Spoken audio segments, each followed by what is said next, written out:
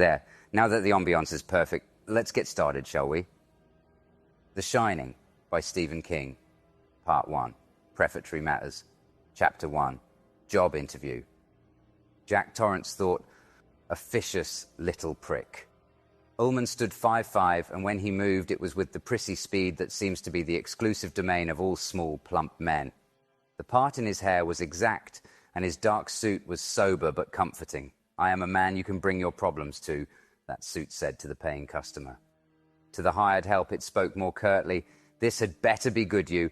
There was a red carnation in the lapel, perhaps so that no one on the street would mistake Stuart Olman for the local undertaker. As he listened to Olman speak, Jack admitted to himself that he probably could not have liked any man on that side of the desk, under the circumstances. Olman had asked a question he hadn't caught. That was bad. Olman was the type of man who would file such lapses away in a mental Rolodex for later consideration. "I'm sorry. I asked if your wife fully understood what you would be taking on here. And there's your son, of course." He glanced down at the application in front of him. "Daniel, your wife isn't a bit intimidated by the idea. Wendy is an extraordinary woman. And your son is also extraordinary." Jack smiled, a big, wide PR smile. "We lie to think so, I suppose. He's quite self-reliant for a 5-year-old. No returning smile from Olman.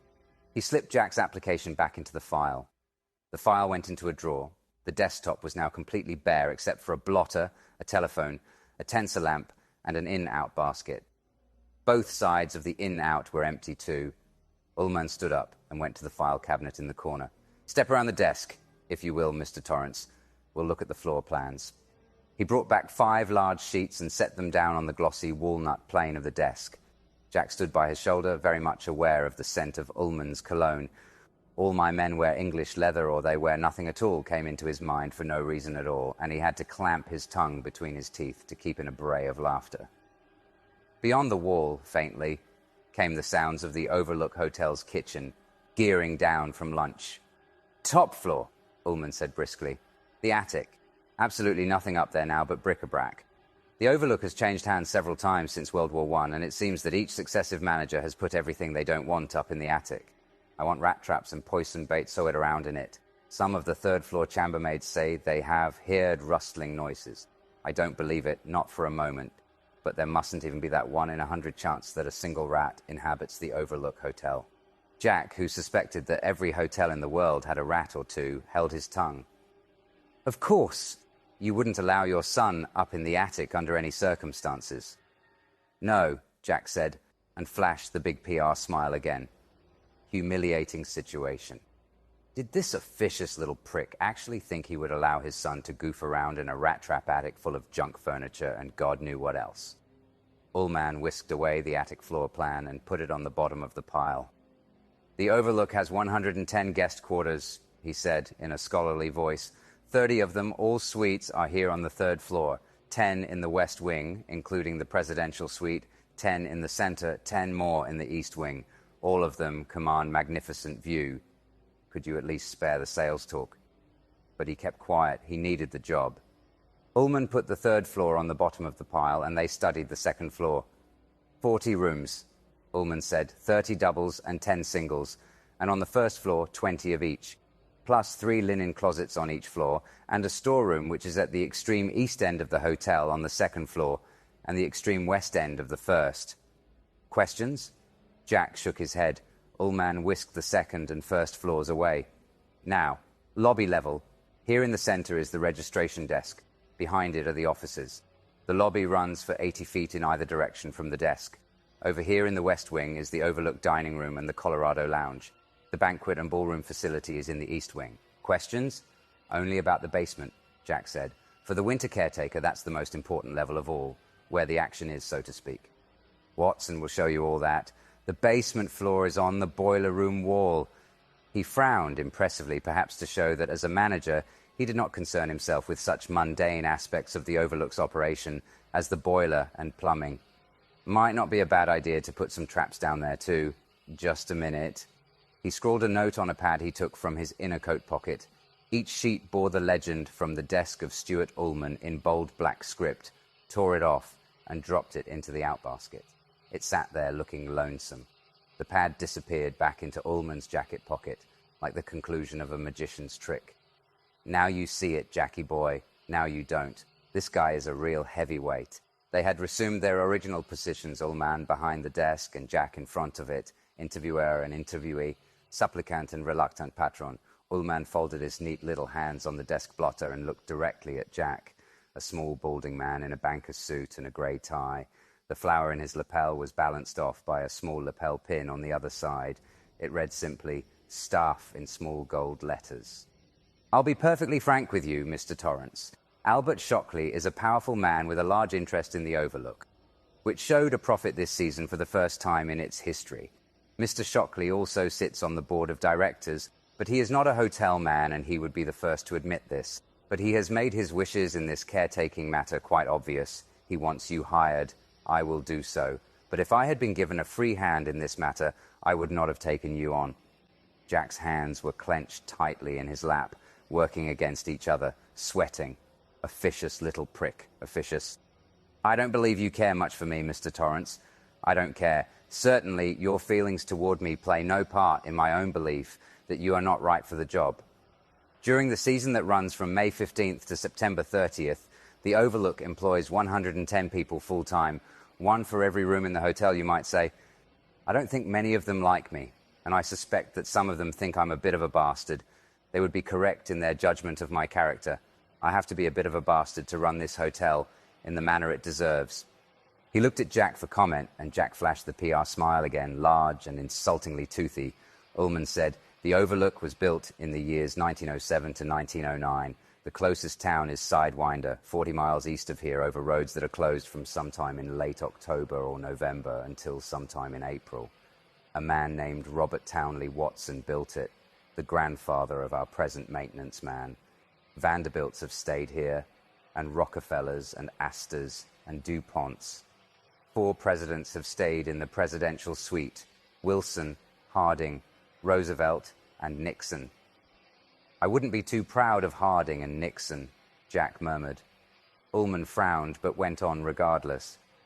"It proved too much for Mr. Watson, and he sold the hotel in 1915. It was sold again in 1922, in 1929, in 1936. It stood vacant until the end of World War II, when it was purchased and completely renovated by Horace Derwent, millionaire inventor, pilot, film producer, and entrepreneur." "I know the name," Jackie said. "Yes, everything he touched seemed to turn to gold, except the Overlook. He funneled over $1 million into it before the first post-war guest ever stepped through its doors, turning a decrepit relic into a showplace. It was Derwent who added the roque chord I saw you admiring when you arrived. Roque.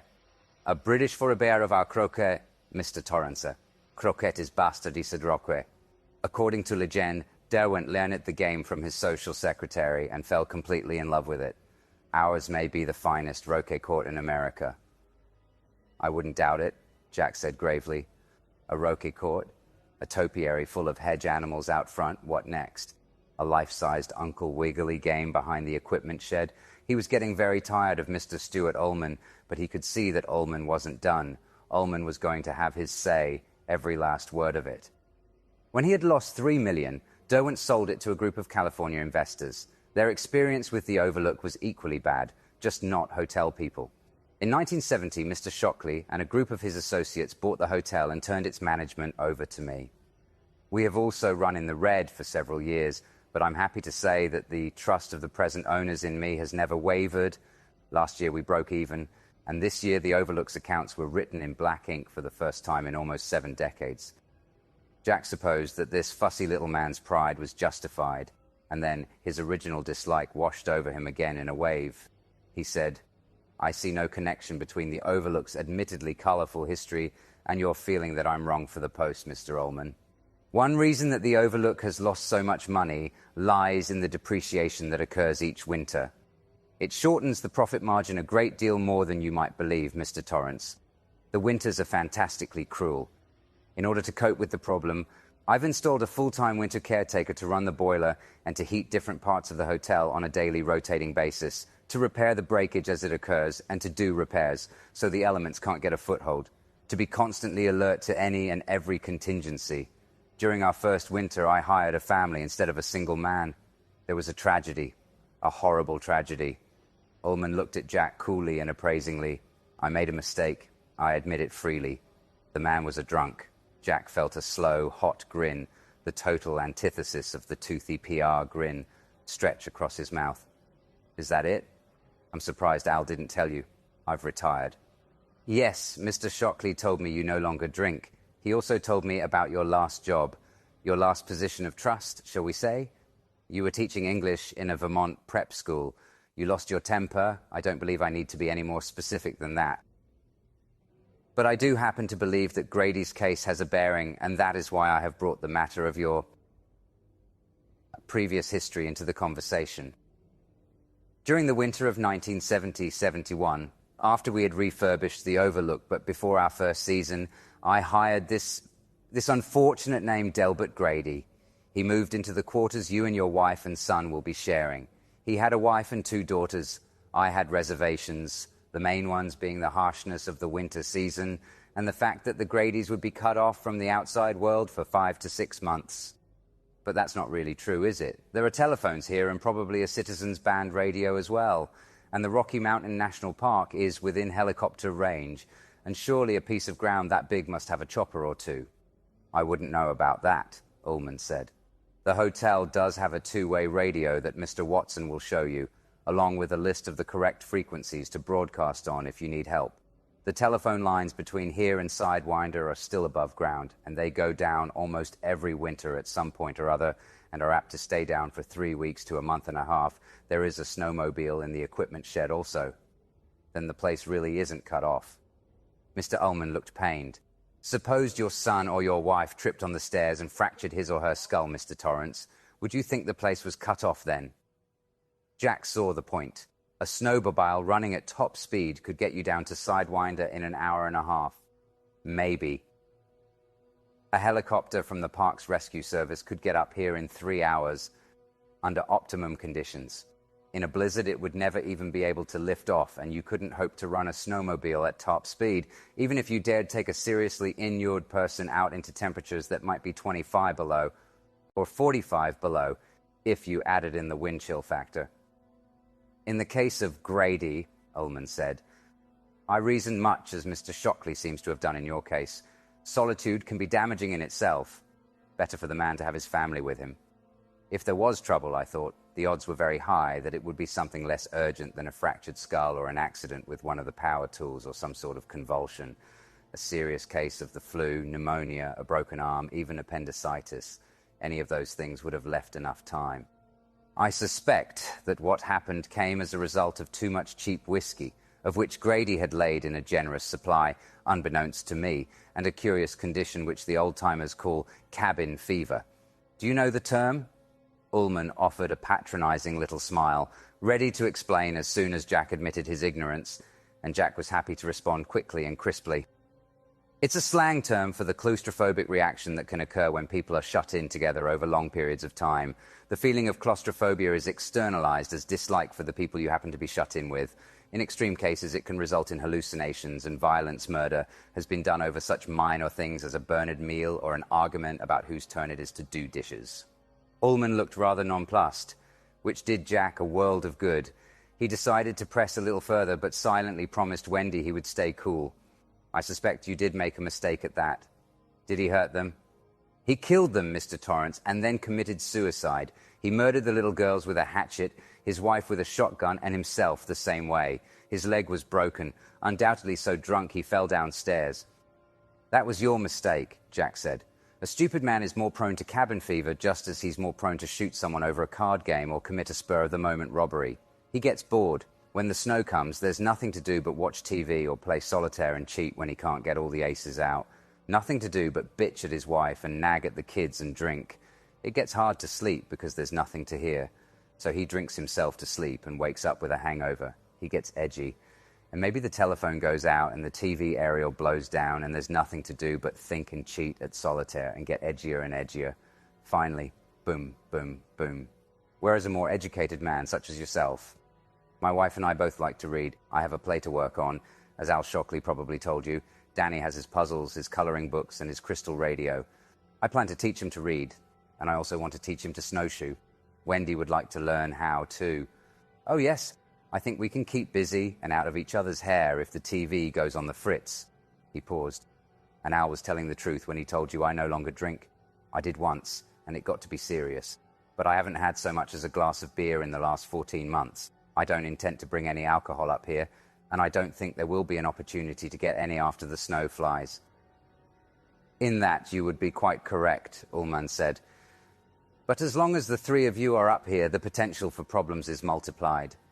I have told Mr. Shockley this, and he told me he would take the responsibility. Now I've told you, and apparently you are also willing to, that the responsibility... I am. All right, I'll accept that, since I have little choice. But I would still rather have an attached college boy taking a year off. Well, perhaps you'll do. Now I'll turn you over to Mr. Watson, who will take you through the basement and around the grounds. Unless you have further questions? No, none at all. Olman stood. I hope there are no hard feelings, Mr. Torrance. There is nothing personal in the things I have said to you. I only want what's best for the Overlook. It is a great hotel. I want it to stay that way. No hard feelings. Jack flashed the PR grin again, but he was glad Olman didn't offer to shake hands.